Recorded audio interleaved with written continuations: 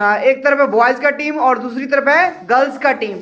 जो बच्चे सबसे पहले यानी 7 साउंड ऑफ ए लिख लेगा वही विनर होगा। उसके लिए आप लोग जोरदार ताली बजाएंगे, ठीक है? तो are you ready? Yes sir. 1 2 3।